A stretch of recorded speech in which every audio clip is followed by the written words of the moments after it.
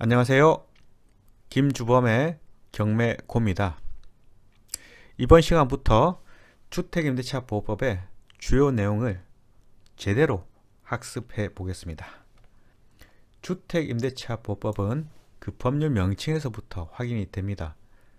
주택에 관한 임대차 관계에 있다면 보호를 해주겠다.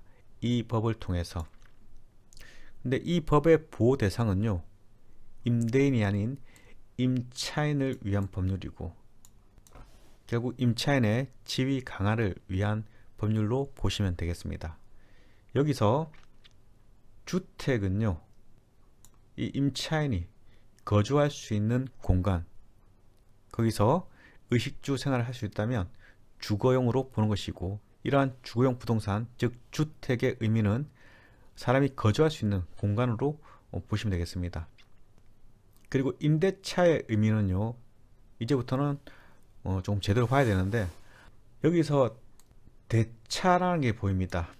임대차는 전형적인 대차관계의 모습입니다.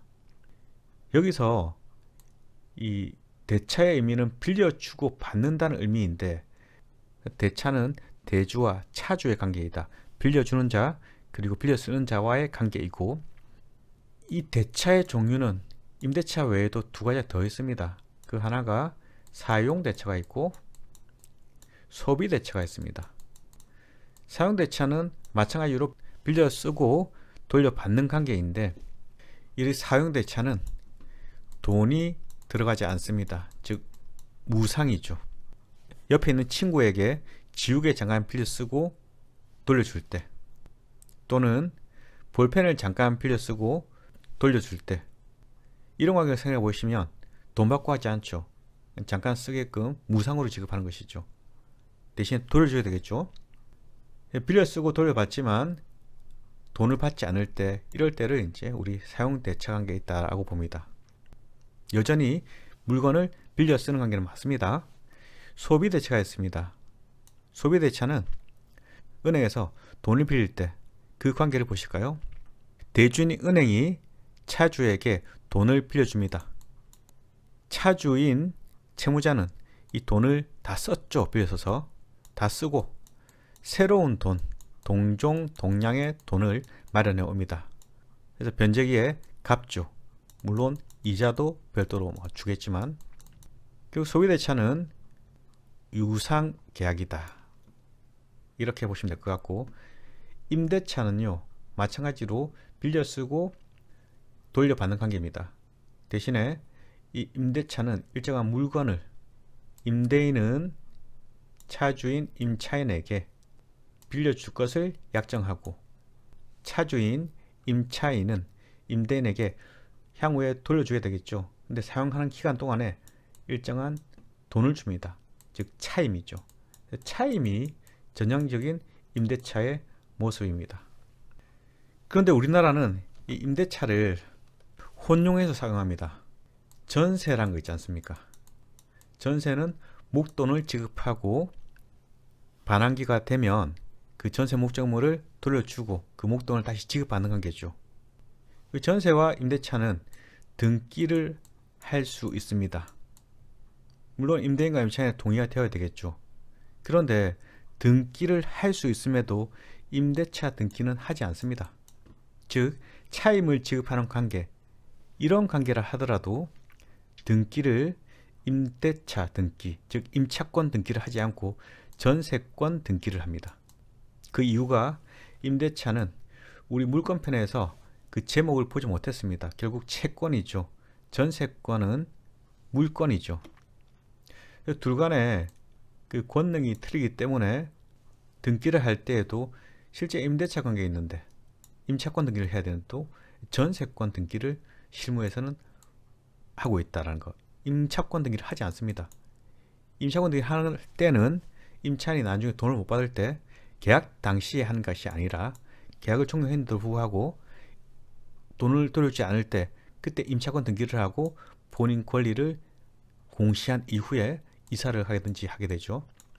그런 이유가 이 전세권은 물권이고, 그리고 임대차에 있는 임차권은 채권이기 때문에 등기를 할 때에도 그 계약 시에는 전세권 등기만을 하고 있더라. 이런 것을 우리 법원에 잘 알고 있습니다. 그리고 현재 우리나라의 그 임대차 주거 형태가 그런 모습으로 예전부터 흘러갔거든요. 그래서 이걸 막지를 못한다. 따라서 임대차 관계에 있더라도, 차임을 지급하는 관계에 있더라도 전세권 등기를 하는 경우가 대부분이고, 그렇더라도 크게 문제는 없더라. 왜? 준용 규정을 두고 있으니까. 조금 더 살펴보겠습니다. 여기서 임차인, 우리 이 법률은 1981년도에 최초에 제정이 되었습니다. 현재까지 시행 중에 있죠, 그죠? 제정 이후에 수많은 법 개정이 있습니다. 그 이유가 임대차 보호법이 미비점이 많았죠. 계속 개정을 하더라도 반발이 많습니다. 그런 내용은 변론을 하기로 하고, 그리고 이 법률은 일시사용, 즉 단기 임대차에는 적용되지 않습니다. 제외죠. 그리고 미등기 전세에도 준용된다는 규정을 두고 있습니다. 우리 법률의 형태가 이렇습니다. 임대차라도 항상 보면 임차권 등기와 전세권 등기도 준용되는 규정이 또 일부가 있다 라고 보시면 되겠습니다. 그 정도 보시고, 이제 임차인의 우리 범위를 보시면요, 이 법은 민법에 대한 특례 규정입니다. 그래서 민법보다 우선하는 관계이죠. 그리고 국민 주거 생활 안정 보장입니다. 따라서 국민의 의미를 볼 때 임차인의 범위를 우리는 이제 확인할 수 있습니다. 계속 보겠습니다. 그리고 그 적용 범위를 임차인이 임대차 계약을 맺었다면 그 건물의 전부 또는 일부에도 당연히 적용하겠답니다. 그래서 방 한 칸이라도 임차인의 권리를 보호하겠다라는 취지의 내용이죠. 이 규정의 취지에 의해서 이 주택임대차보호법 적용 대상 임차인은요, 대한민국 국적을 가진 국민 범주에 속하는 자연인, 즉 우리나라 국적을 가진 살아있는 사람은 모두 당연 이 법 적용 대상입니다. 그리고 일정한 요건을 갖춘 법인 또한 이 법 적용 대상이 되었습니다. 여기서 말한 법인은요, 한국토지주택공사, 그리고 지방공기업도 가능합니다. 또한 중소기업법에 해당되는 중소기업도 이 법 적용 대상입니다. 대신에 일정한 요건을 갖춰야 됩니다. 그 법인의 직원 개인이 당형 요건, 즉 주택의 전입과 점유를 해야 가능한 것입니다. 법인은 원칙적 주민등록이 되지 않거든요. 이런 의미로 보시면 될 것 같고, 그리고 외국인의 문제입니다. 외국인은 마찬가지로 이 법 적용 대상이 되었습니다.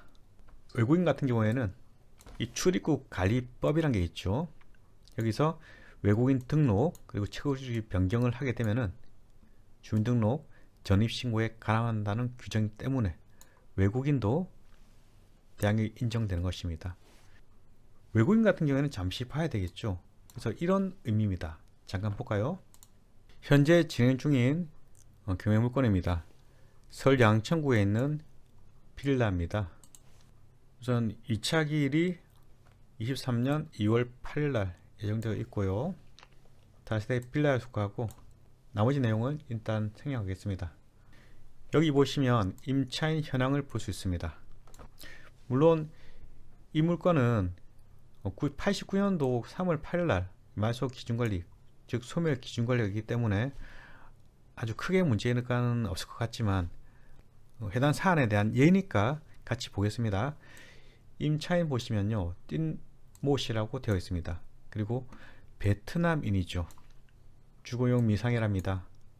전입 확정, 배당 요구를 한 적이 없답니다. 전입과 확정일자는 미상이고 배당 요구는 없는 걸로 되어 있네요. 현지 방문했는데 띵모씨가 베트남인 맞고 그 배우자도 베트남인이랍니다. 경매 현황조사 안내문 교부했답니다. 임차인 배우자 베트남인이겠죠, 그죠? 임대차 관련 내용 모른답니다. 결국 대화가 잘 안됐다는 소리겠죠, 그죠? 달리라도 없다라는 소리고, 임차인은 배우자로 되어 있다. 즉 이분의 또 배우자가 임차인이 되어 있다는 소리겠죠. 그 내용 확인되지 않습니다. 본인들이 신고를 제대로 하면 문제가 없는데 신고를 안 했죠. 마찬가지로 세대 열람 내역을 보면요, 이렇게 공란입니다. 외국인이 전역되어 있으면 이게 최고 문제입니다. 출입국 관리사무소에서 여기 임차인이 언제 체류지 거소에 대한 신고를 했는지 그 여부를 제대로 확인해야 되는데 알 수가 있겠습니까? 그리고 이 매각 물건 명세서에도 보면 마찬가지로 띠모 씨가 베트남인이랍니다. 나머지 그 내용은 보이지 않습니다.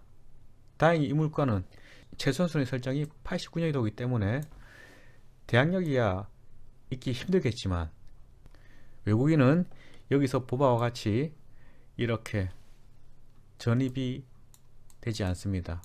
우리가 보면 경매 사건을 볼 때 전입 세대를 열람할 수 있고 이걸 확인하죠. 근데 공란이다 보니 알 수가 없습니다. 이렇게 제대로 확인이 되지 않지만 외국인 또한 우선 변제권 대상이 됩니다. 대항력도 인정됩니다. 외국인이 체류지 변경 신고 마친 경우에는 대항력이 인정된다는 취지의 내용이죠. 따라서 혹시 외국인이 그 물건에 점유하고 있으면 그 사실관계, 그리고 현황관계를 제대로 좀 살펴볼 필요가 있다 하는 거.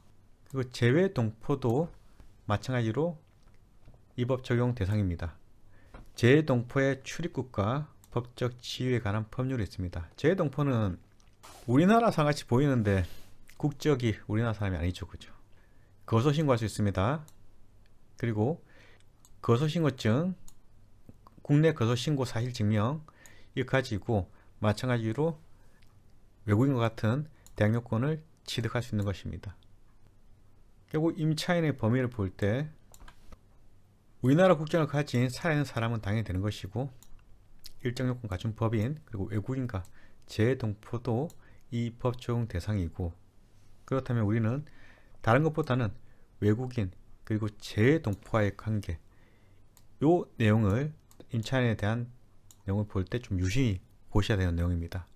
그래서 해당 물건을 볼 때에도 항상 외국인이 보인다, 보일 것 같다 하면 일단은 한번 수습했다가 내용 확인을 좀 하시고 그렇게 접근하시는 것이 낫지 않을까라는 생각입니다. 그래서 이번 시간은 임차인에 관한 내용 확인했습니다. 다음 시간에 뵙겠습니다.